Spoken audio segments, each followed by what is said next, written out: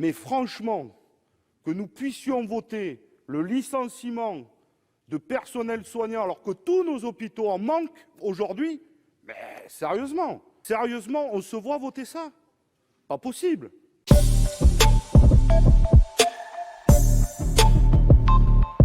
Je sais qu'il est tard et qu'il ne faut pas prolonger trop les débats, mais nous parlons quand même des personnels soignants, ceux qui ont traversé la crise, qui ont tenu les hôpitaux publics à bout de bras, avec le manque de moyens, qu'on a envoyés au front avec du manque de matériel au début.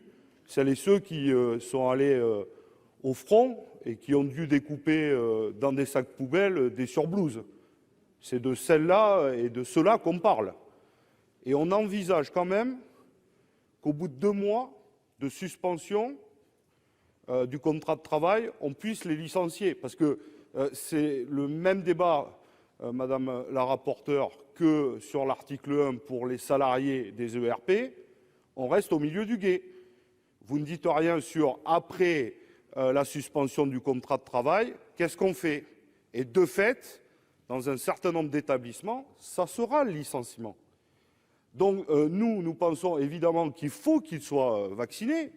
Et d'ailleurs, des études montrent là aussi qu'il y a des inégalités fortes.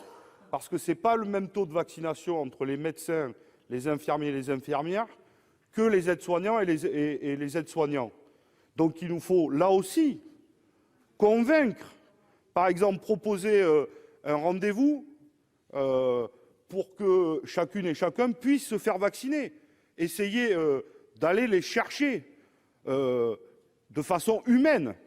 Mais franchement, que nous puissions voter le licenciement de personnel soignant alors que tous nos hôpitaux en manquent aujourd'hui, mais sérieusement, excusez-moi, je sais qu'il est tard et qu'il faut aller vite, mais là, sérieusement, on se voit voter ça? Pas possible. Donc, cherchons une alternative. Et je vous le dis, même le texte de la Commission aujourd'hui est insuffisant parce qu'il n'empêche pas quand même, au bout de 2 mois de suspension sans solde, un certain nombre démissionneront de fait. Donc il faut franchement voter cet amendement de suppression présenté par ma collègue Laurence Cohen. Je vous remercie.